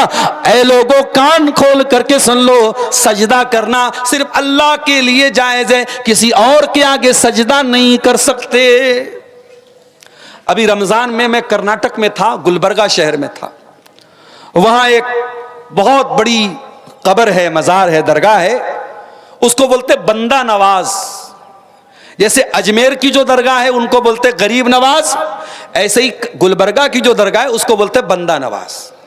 बंदा नवाज का मतलब बंदों को देने वाला। उनका ये अकीदा है कि ये जो बाबा हैं सबको देते हैं। तो वहां जो बंदा नवाज के मानने वाले हैं तो वो अपनी दुकानों का नाम लिखते हैं केबीएन। केबीएन का मतलब क्या है? खाजा बंदा नवाज। तो हमारे अहले हदीस भाई भी तो एक से एक मजेदार होते हैं। तो एक अहले हदीस भाई ने कहा कि ये केबीएन का मतलब मालूम है मौलाना? मैंने कहा क्या मतलब है इसका? तो बोले इसका मतलब है कोई भरोसा नहीं, KBN, कोई भरोसा नहीं। और जो लोग लिखते KGN, तो KGN का मतलब कोई गारंटी नहीं। वो तो ये मतलब ले रहा है ख्वाजा गरीब नवाज, मगर हमारे अहले हदीस भाई उसकी फुल फॉर्म क्या बनाए? कोई गारंटी नहीं। अच्छा, कुछ लोग लिखते हैं YKGN, या ख्वाजा गरीब नवाज, तो उसकी उन्होंने क्या बनाया? यकीनन कोई गारंटी नहीं। तो ये है, ये अकीदा हमारा है, अल्लाह तबारक व तआला के सिवा कोई हमारा गरीब नवाज नहीं है, कोई बंदा नवाज नहीं है, कोई दस्तगीर नहीं है। मेरे प्यारे साथी, आज उम्मत को कहां लेके चले गए मेरे भाइयों? इन बुजुर्गों की कब्रें बना के उनके ऊपर सजदा किया जा रहा है, चादर चढ़ाई जा रही है, औरतों का रेला लगा हुआ है, औरतों की लाइन लगी है। कान खोल के सुन लो मेरे प्यारे साथियों, दुनिया का सबसे बड़ा पाप शिर्क है। इन्न शिर्क लज़ुल्मुन अज़ीम। अगर टेंशन से बचना है, अगर गम से बचना है, अगर परेशानी से बचना है, तो सबसे पहले शिर्क से बचना पड़ेगा। अपने दामन को शिर्क से बचाना होगा। तो ये पहली चीज होगी। इस्लाम में गम का इलाज क्या है? तौहीद को अपना लीजिए मेरे प्यारे साथियों। दूसरी चीज, अभी रमजान का महीना गुजरा, कभी आपने गौर किया रमजान हमें क्या सिखाने आया था? माफ करना, हमने रमजान का सही मतलब नहीं समझा। रमजान आया, हमने क्या समझा कि रमजान आ गया, भूखे रहने का महीना आ गया, प्यासे रहने का महीना आ गया, 13-13 घंटे 14-14 घंटे भूखा रहना पड़ेगा। ओ लोगो, रमजान भूखे रहने का नाम नहीं है, रमजान प्यासे रहने का नाम नहीं है। रमजान का असल मकसद क्या है? अब अल्लाह से पूछते हैं। अल्लाह फरमाता है, या अय्युहल्लज़ीना आमनू कुतिबा अलैकुमुस्सियामु कमा कुतिबा अलल्लज़ीना मिन क़ब्लिकुम लअल्लकुम तत्तकून। ऐ ईमान वालो, ये रमजान का रोजा इसलिए फर्ज किया गया है ताकि तुम अल्लाह से तकवा वाले बन जाओ, अल्लाह का तकवा तुम्हारे अंदर पैदा हो जाए, अल्लाह का डर पैदा हो जाए। पता ये चला रमजान हमें तकवा सिखाने आया था। ओ लोगो, एक महीना रोजा रखने के बाद हम सब अपने गरेबान में झांके कि एक महीना रोजा रखने के बाद अगर हमने तकवा नहीं सीखा, अगर हमने अल्लाह का डर नहीं सीखा, तो हमने क्या सीखा मेरे भाइयों? रमजान हमारा वजन कम करने के लिए नहीं आया था, रमजान हमें भूखा रखने के लिए नहीं आया था, रमजान हमें तकवा सिखाने आया था। और जानना चाहते हो तकवा क्या है? आओ मैं आपको एग्जाम्पल देता हूं तकवा किसको कहते हैं। अभी तो रमजान फरवरी और मार्च में आ गया ना। अभी ये 6-7 साल पहले, 10 साल पहले ये रमजान अप्रैल में आता था, मई में आता था, तब भी हम रोजा रखते थे। अब ये फरवरी में आ गया, मौसम थोड़ा अच्छा हो गया, तब भी हमें रोजा रखना है। और 2030 में जो रमजान आएगा उसमें 2 बार रमजान आएगा, एक बार जनवरी में आएगा, एक बार दिसंबर में आएगा, तब भी हम रोजा रखेंगे। सर्दी का मौसम रहेगा, आसान रहेगा रोजा रखना, तब भी हम रोजा रखेंगे। अब मान लो गर्मी का रोजा है, गर्मी का मौसम है, और आप रोजे की हालत में आपने जोहर की नमाज पढ़ने के लिए वजू बना रहे हैं आप, और वजू बनाने के लिए आपने कुल्ली करने के लिए पानी मुंह में डाला, पानी मुंह में गया। सुबह 4 बजे आपने सहरी खाई है और तब से आपने पानी नहीं पिया है, बिल्कुल हलक सूख करके कांटा बन चुका है। आपने पानी मुंह में डाला, हलक की डिमांड है कि हमको पानी पिला दो, पानी मुंह के अंदर गया है। अगर पानी थोड़ा सा हलक में गिर जाए तो कोई कैमरा तो नहीं लगा है जो रिकॉर्ड कर ले, कोई देखने वाला तो नहीं है जिसको पता चल जाए। मगर गौर करो मेरे साथियों, एक मुसलमान अपना रोजा नहीं तोड़ता है। गर्मी है, प्यास लग रही है, पानी मुंह के अंदर गया है, 2-4 बूंदे अगर पानी की हलक के अंदर गिरा ले कोई देखने वाला नहीं है, मगर मुसलमान कुल्ली करता है, पानी मुंह में डाल करके बाहर निकाल देता है। इसी का नाम तकवा है मेरे साथियों। जहां कोई देखने वाला ना हो, जहां किसी का कोई डर ना हो, वहां पर अल्लाह का डर हमारे अंदर पैदा हो जाए, इसी का नाम तो तकवा है। और रमजान तकवा सिखाने के लिए आया था मेरे साथियों। हमने रमजान में खाना छोड़ा था रोजे की हालत में, पानी छोड़ा था रोजे की हालत में, बीवी को छोड़ा था रोजे की हालत में, खाना नहीं खाते थे, बीवी के पास नहीं जाते थे, पानी नहीं पीते थे, ये सब चीजें हलाल थी मगर रोजे की हालत में हराम हो गई। पता ये चला कि रोजा रख करके अल्लाह ताला हमें ये सबक सिखा रहा है, ऐ मेरे बंदे, अगर तू 14 घंटे मेरे कहने पर तू खाना छोड़ सकता है, पानी छोड़ सकता है, तो ऐ मेरे बंदे तू हराम चीजों को क्यों नहीं छोड़ सकता है। आज कितने कारोबार हैं हमारे समाज में जो हराम तरीके से हो रहे हैं। मोबाइल बेचने वाला बजाज फाइनेंस, हमारे यहां ये 0% इंटरेस्ट पर मोबाइल लीजिए, बेच रहे कि नहीं बेच रहे लोग? और मना करो तो जवाब क्या देते, मौलाना धंधा करना है हमको, हम नहीं बेचेंगे फाइनेंस पर, हमारी दुकान नहीं चलेगी, लोग कैश में नहीं खरीदते हैं, लोग नगद नहीं खरीदते, हमें फाइनेंस पर बेचना हमारी मजबूरी है। हराम को मजबूरी बना लिया आपने। जिस नबी ने कहा था कि सूद का खाना हराम है, सूद का खिलाना हराम है, और सूद की गवाही देना हराम है, और सूद को लिखना हराम है, और तू बैठ करके दुकान पर बजाज फाइनेंस के जरिए, सूद के जरिए तू सामान बेच रहा है। यह बात याद रखो मेरे साथियों, किस्तों पर कोई सामान खरीदना बेचना इस्लाम में हराम नहीं है, मगर ये जो बैंकों के थ्रू और फाइनेंस कंपनियों के थ्रू जो फाइनेंस हो रहा है ये हराम है। और क्यों हराम है? क्योंकि उसमें सूद शामिल है। अगर आपने बजाज फाइनेंस से कोई सामान लिया और महीने की जो तारीख, ईएमआई की तारीख, अगर टाइम से आपने ईएमआई का पेमेंट नहीं किया, अगले दिन फौरन पेनाल्टी लगेगी, फौरन फाइन लगेगी। ये जो पेनाल्टी लग रही है यही सूद है, यही इंटरेस्ट है, यही हराम है, लिहाजा उसका काम करना भी हराम है। आपने हराम को मजबूरी बना लिया। मेरे प्यारे साथियों, तकवा का मतलब यही है, हराम का मौका मिल रहा है, हराम का चांस मिल रहा है, मगर हराम चीजों से अपने दामन को बचा लिया जाए, इसी का नाम तो तकवा है। और 1 महीना का रोजा रख करके हमने तकवा को सीखा है। अगर 1 महीने का रोजा रखने के बाद आज कलियाचक के बाजारों में मुसलमान लड़कियां बेपर्दा घूम रही है, अगर आज पाकुड़ की मार्केट में मुसलमान लड़के नजरबाजी कर रहे हैं, आज साहिबगंज की मार्केट में अगर बेपर्दगी और बेहयाई हो रही है, इसका मतलब यह हुआ कि हमने 1 महीने के रोजे से कुछ नहीं सीखा मेरे भाइयों। तकवा, तकवा कहते किसको है? हजरत उमर फारूक रजी अल्लाह ताला अन्हु एक मर्तबा हजरत उबई बिन काब से पूछते हैं, अरे उबई बिन काब, तकवा किसको कहते हैं? हजरत उबई बिन काब ने कहा, अय अमीरुल मोमिनीन, हल मररत बितरीक़िन ज़ाति शौका, क्या आपका गुजर कभी ऐसे रास्ते से हुआ है जहां कांटेदार झाड़ियां हो, जहां कांटेदार रास्ते हो? हजरत उमर ने कहा, हुआ तो है। कहा कि ऐसे रास्ते से अगर आपको गुजरना होगा कैसे गुजरेंगे आप? हजरत उमर ने कहा, मैं कपड़े को समेट लूंगा, दामन को बचा लूंगा और दामन को बचा बचा के रास्ता तय करूंगा।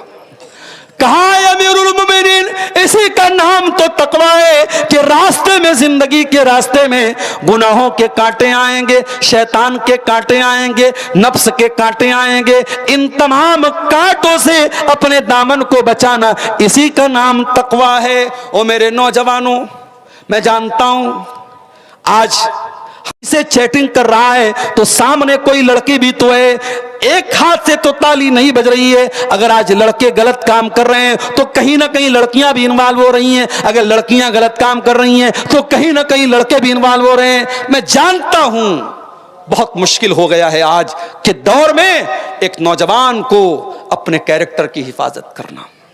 कॉलेज में लड़का पढ़ रहा है, लड़कियां साथ में पढ़ रही हैं, परफ्यूम लगा करके, आधे अधूरे कपड़े पहन करके जिस्म की नुमाइश कर रही हैं।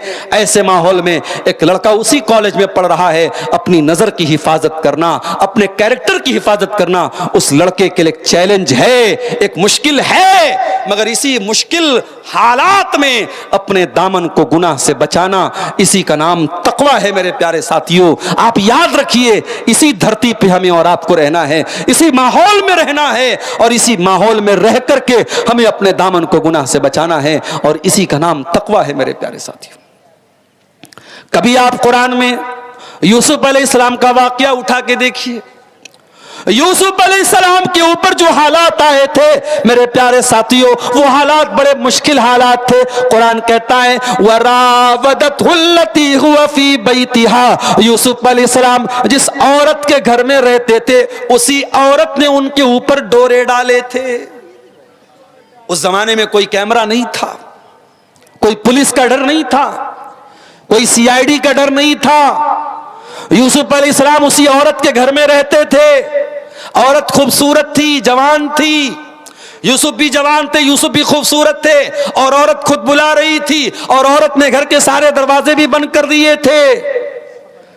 और फिर वो औरत कह रही है कि ऐ यूसुफ मेरे पास आ जाओ।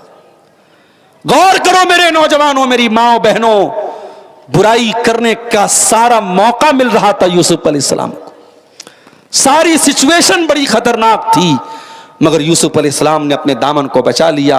काला माअज़ल्लाह इन्नहु रब्बी अहसन मसवाया इन्नहु ला युफ्लिहुज़्ज़ालिमून। ऐ अजीज़ मिस्र की बीवी, ऐ मेरी मलका, ऐ ज़ुलेखा, मैं तेरे दावत गुनाह पर लब्बैक न कहूंगा, मैं तेरे साथ ये गलत काम नहीं कर सकता। मेरे अल्लाह ने तेरे घर में मुझको ठिकाना दिया है, ऐ ज़ुलेखा मैं तेरे साथ ये गलत काम नहीं कर सकता। ये है तकवा। और मेरे प्यारे साथियों, अगर जिंदगी में गम से बचना है तो तकवा वाले बन जाओ।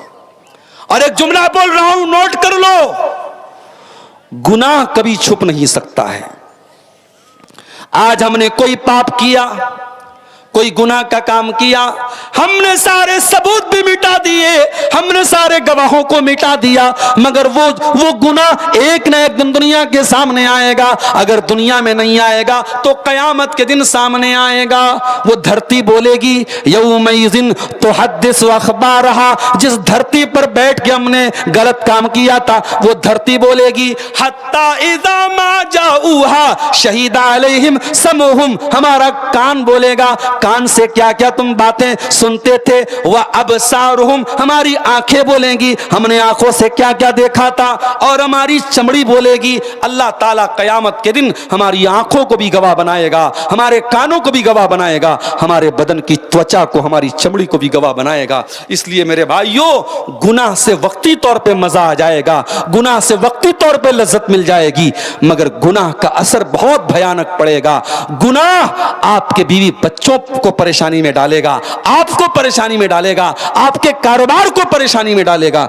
इसलिए तकवा वाले बन जाओ, गुनाह से बचने वाले बन जाओ। और जब गुनाह से बचने वाले बन जाओगे तो अल्लाह गारंटी लेता है, वलौ अन्न अहलल कुरा आमनू वत्तक़ौ लफ़तहना अलैहिम बरकातिम मिनस समाई वल अर्दी। ऐ मेरे बंदो, अगर तुम तकवा वाले बन जाओ, तुम अल्लाह से डरने वाले बन जाओ, तो हम जमीन व आसमान की बरकत के दरवाजे खोल देंगे तुम्हारे ऊपर। ऐ बिजनेस करने वालों, ऐ मोबाइल शॉप चलाने वालों, इलेक्ट्रॉनिक सामान चलाने वालों, अल्लाह की कसम आप हराम तरीकों से पैसा कमाने के चक्कर में न पड़ो। अल्लाह हलाल से इतनी बरकत देगा कि आप सोच भी नहीं सकते। हलाल में अल्लाह बरकत नहीं देता है, बहुत बरकत देता है। हलाल के जरिए भी लोग करोड़पति बने हैं और बनते हैं मेरे साथ। अभी एक आदमी से मेरी मुलाकात हुई, कर्नाटक में, अरबपति आदमी है और हलाल तिजारत है, बेकरी का बहुत बड़ा कारोबार है। अपनी माँ के नाम से उन्होंने मदरसा कायम किया, बाप के नाम से उन्होंने मस्जिद बनाई, बहुत दीन का काम कर रहे हैं मेरे प्यारे साथियों। इसलिए ये बात याद रखिए, अल्लाह हलाल तरीके से भी आपको इतनी रोजी देगा कि आप सोच भी नहीं सकते। तो ये दूसरी चीज है, तकवा वाले बन जाओ, जिंदगी से गम दूर हो जाएगा, टेंशन दूर हो जाएगी। इस्लाम में गम को दूर करने का तीसरा तरीका, जिंदगी से टेंशन को दूर करने का तीसरा तरीका क्या है मेरे भाइयों? अल्लाह से तौबा किया करो, अल्लाह से माफी मांगा करो, अल्लाह के सामने अपने गुनाहों की माफी मांगा करो। ये जलसा हो रहा है, जलसा खत्म हो जाए, घर जाओ, वजू कर लो, और अल्लाह ताला अगर तौफीक दे तो 8 रकात पढ़ लेना, 8 नहीं पढ़ सकते तो 6 पढ़ लेना, 6 भी नहीं पढ़ सकते तो 4 पढ़ लेना, 4 भी नहीं पढ़ पाते तो 2 रकात पढ़ लेना। रात का सन्नाटा है, रात का सुहाना वक्त है, 2 रकात तहज्जुद की नमाज पढ़ लेना और अल्लाह के सामने बैठ जाना और अल्लाह से अपने गुनाहों की माफी मांग लेना, अल्लाह से तौबा कर लेना। मेरे प्यारे साथियों, ये तौबा भी आपकी बहुत सारी मुसीबतों को दूर कर देगी। अभी रमजान में ताक़रातों में हमने क्या दुआ मांगी थी? अल्लाहुम्मा इन्नका अफ़्वुन तुहिब्बुल अफ़्व फ़अफ़ु अन्ना। ऐ अल्लाह, तू माफ करने वाला है, तू माफी को पसंद करता है। ऐ अल्लाह, तू हमको भी माफ कर दे। हमने ताक़रातों में, हमने शबे कद्र में भी अल्लाह ताला से तौबा की थी, हमने अल्लाह से माफी मांगी थी। इसलिए मेरे प्यारे साथियों, तौबा किया करो, क्योंकि ये बात नोट कर लो कि हमारे ऊपर जितनी मुसीबतें आती हैं वो हमारे अपने करतूतों का फल होती हैं, अपने कामों की सजा होती है। वमा असाबकुम मिन मुसीबतिन फबिमा कसबत अयदीकुम।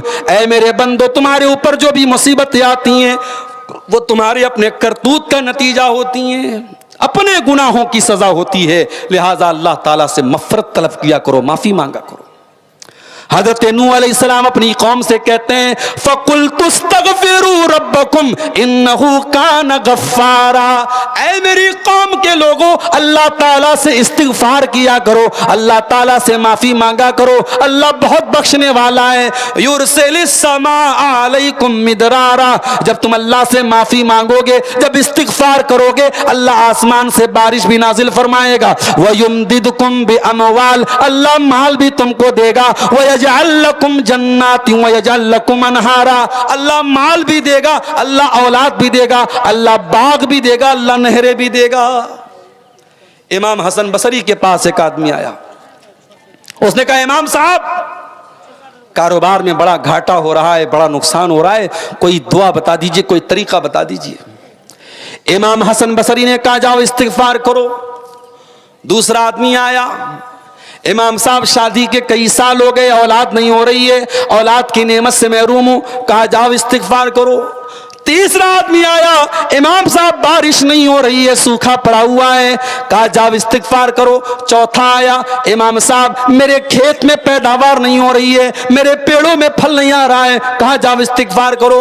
लोगों ने कहा, ऐ इमाम हसन बसरी, क्या बात है, हर मसले का एक ही हल बता रहे हैं, हर मरज़ की एक ही दवा बता रहे हैं। कहा, वो लोगों, ये दवा मैं नहीं बता रहा हूं, ये दवा कुरान बता रहा है, ये कुरान के 29वें पारे में अल्लाह बता रहा है, फ़कुल्तुस्तग़फ़िरू रब्बकुम इन्नहु कान गफ़्फ़ारा युरसिलिस समा अलैकुम मिदरारा। इस्तिग़फ़ार से बहुत सारी मुसीबतें मेरे प्यारे साथियों दूर हो जाएंगी। तो इस्लाम में गम का ये तीसरा इलाज है कि हम अल्लाह ताला से तौबा और इस्तिग़फ़ार करें। चौथी चीज, अल्लाह का जिक्र किया करो, अल्लाह को याद किया करो, उठते बैठते चलते फिरते अल्लाह का नाम लिया करो। सुभान अल्लाह, अल्हम्दुलिल्लाह, ला इलाहा इल्लल्लाह, अल्लाहु अकबर पढ़ते रहा करो। घर में जाओ, बिस्मिल्लाह पढ़ के जाओ। घर से बाहर निकलो, बिस्मिल्लाह ही तवक्कलतु अलल्लाह पढ़ के निकलो। खाना खाओ तो अल्लाह का नाम लेके खाना खाओ। खाना खाने के बाद अल्लाह का शुक्र अदा करो। अगर आपकी जिंदगी में अल्लाह का जिक्र है तो आप कभी परेशान नहीं हो सकते हैं मेरे साथियों। अल्लाह के प्यारे नबी फरमाते हैं कि अल्लाह ताला कहता है, अना इंतज़न्नी अब्दी बी व अना माहू इज़ा ज़करनी। मैं अपने बंदे के साथ होता हूं। मेरा बंदा जब भी मुझको याद करता है, मैं अपने बंदे के साथ होता हूं। अगर मेरा बंदा अकेले में मुझको याद करता है तो मैं भी अपने नफ्स में उसको याद करता हूं। अगर मेरा बंदा किसी महफिल में मुझको याद करता है, मैं उससे अच्छी महफिल में उसको याद करता हूं। अगर मेरा बंदा एक बित्ता मेरे करीब आता है, मैं एक हाथ उसके करीब आता हूं। अगर मेरा बंदा एक हाथ मेरे करीब आता है, मैं एक गज उसके करीब आता हूं। मेरा बंदा चल के मेरे पास आता है, मैं दौड़ के उसके पास आता हूं। अल्लाह बहुत करीम है मेरे प्यारे साथी। ये एहसास अपने अंदर पैदा कर लो कि अल्लाह हमारे साथ है। हिंदुस्तान के मौजूदा हालात और हमारे कौम के जो हालात हैं, हमें यह बात याद रखनी चाहिए कि अगर हमारे दिल में यह एहसास है कि अल्लाह हमारे साथ है तो अल्लाह जरूर हमारी मदद करेगा। मेरे प्यारे साथी, याद करो अल्लाह के नबी जब गारे सौर में थे, अल्लाह के प्यारे नबी जब गारे सौर में थे अपने अबू बकर सिद्दीक के साथ, अपने दोस्त के साथ, कुरान कहता है इल्ला तंसुरुहु फक़द नसरहुल्लाहु इज़ अख़रजहुल्लज़ीना कफ़रू सानी अस्नैनि इज़ हुमा फ़िल ग़ार इज़ यक़ूलु लिसाहिबिही ला तहज़न इन्नल्लाहा माना। याद करो जब मेरा नबी गार में था और मेरे नबी के साथ उनके दोस्त भी थे, और जब उनके दोस्त ने कहा कि ऐ अल्लाह के नबी, ऐ अल्लाह के नबी हमारा क्या होगा, यहाँ तो दुश्मन बिल्कुल करीब आ चुका है, तो अल्लाह के नबी अपने दोस्त से कह रहे थे ला तहज़न इन्नल्लाह माना, अल्लाह हमारे साथ है, अल्लाह हमारे साथ है। अगर आप अल्लाह वाले हैं अल्लाह आपके साथ रहेगा। मेरे प्यारे साथियों, ये अकीदा बना लो, ये सोच बना लो, ये मेंटालिटी बना लो कि अल्लाह हमारे साथ है। ये सोच अगर बन गई तो इंशाअल्लाह कभी मायूस नहीं होगे मेरे प्यारे साथियों। और ये भी याद रखो अल्लाह के लिए कोई चीज इम्पॉसिबल नहीं है। अभी एक सवाल आया मेरे पास कि हमारे यहां चांद अलग निकलता है, सऊदी अरब में चांद अलग निकलता है। सऊदी अरब में एक दिन पहले ईद होती है, हमारे यहां एक दिन बाद ईद होती है। तो जब हम ताक रातों में जागते हैं तो सऊदी अरब में लोग नहीं जागते हैं, जब वहां जागते हैं तो हम नहीं जागते हैं। तो एक साथ अलग अलग जगह पे ताक रात कैसे हो सकती है? अगर लैलतुल कद्र है तो एक ही टाइम होगी, सऊदी अरब में अलग लैलतुल कद्र और इंडिया में अलग लैलतुल कद्र कैसे होगी? तो मैंने समझाने के लिए एक मिसाल दी। मैंने कहा अच्छा ये बताओ कि अल्लाह के रसूल फरमाते कि जब सूरज डूबता है तो अल्लाह के अर्श के आगे सजदा करता है। यह अल्लाह के नबी की सही हदीस है कि सूरज जब डूबता है तो अल्लाह के अर्श के आगे सजदा करता है। अब जब इंडिया में सूरज डूबा, जब हमारे यहां मगरिब का टाइम हुआ, तो दुनिया में कहीं और फजर का टाइम भी हो गया, वहां सूरज निकल रहा है, कहीं रात भी है कहीं सुबह भी है। दुनिया में ऐसी टाइमिंग है कि हमारे यहां जब सूरज डूब रहा है तो कहीं निकल रहा है। तो अब इस हदीस का क्या मतलब लेंगे आप? अल्लाह के नबी तो फरमा रहे सूरज जब डूबता है अल्लाह के आगे सजदा करता है। इसका मतलब यह हुआ कि अल्लाह ताला कोई काम कैसे करता है इस पर हमें सवाल उठाने की कोई जरूरत नहीं है। अल्लाह हर चीज पर कादिर है मेरे प्यारे साथियों। अल्लाह कब कैसे क्या मदद कर देगा अपने बंदे की, बंदा सोच भी नहीं सकता है मेरे साथियों। इसलिए मेरे प्यारे साथियों अपनी तौहीद को मजबूत कीजिए। मूसा अलैहिस्सलाम का वाकया सुना के बात खत्म कर रहा हूं। मूसा अलैहिस्सलाम जा रहे थे अपनी कौम को लेकर के, और पीछे फिरौन आ रहा था लश्कर लेकर के, और सामने दरिया था, समुंदर था, पानी था। कुरान कहता है फलम्मा तरा अल जमानी काला असहाबु मूसा इन्ना लमुदरकून।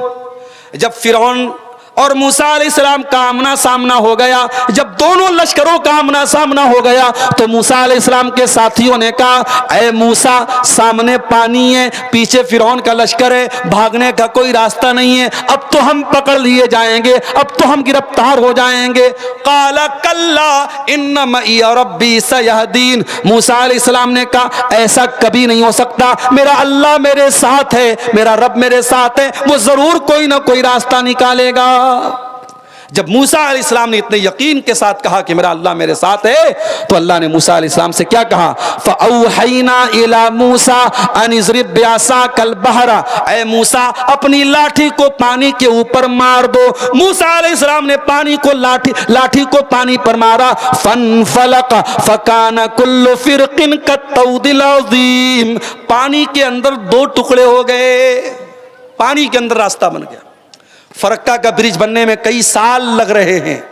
आज एक समुंदर के ऊपर एक ब्रिज बनने में करोड़ों की लागत लगती है, और यहां अल्लाह ने एक लाठी के जरिए समंदर में ब्रिज बना दिया, रास्ता बना दिया, दोनों तरफ का पानी रुक गया, और उसी रास्ते पर मूसा अलैहिस्सलाम अपने साथियों को लेके चले गए।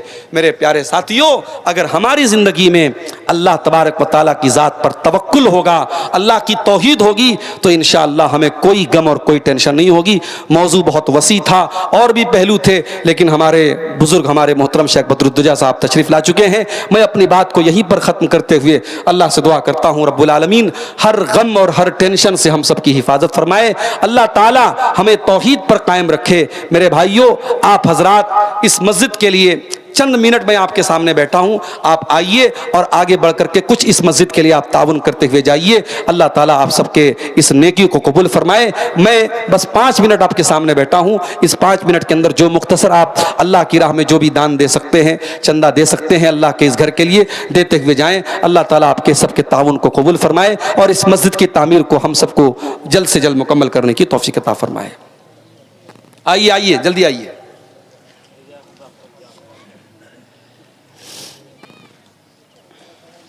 चलो भाई, कोई बिस्मिल्लाह तो करो, आइए। जज़ाकल्लाह खैर। वालेकुम सलाम। मौलाना साहेब मुसाफिर मानुष आছেন, ওনার হাতে আপনারা একটু দেন, দানগুলো দেন।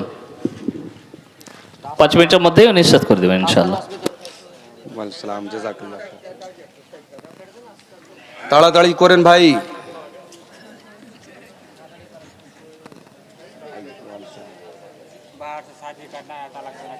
हैं बाहर से फोन के जरिए शादी करना या तलाक देना? शादी करना और तलाक देना फोन से कैसा है? देखिए, उलमा ने इस सिलसिले में जो फतवा दिया है, फोन पर आवाज़ें बदल सकती हैं, आदमी बदल सकता है, धोखे का इम्कान है। इसलिए फ़ोन पर दी जाने वाली तलाक को और फ़ोन पर किए जाने वाले निकाह को उलमा ने बहुत मोतबर नहीं माना है।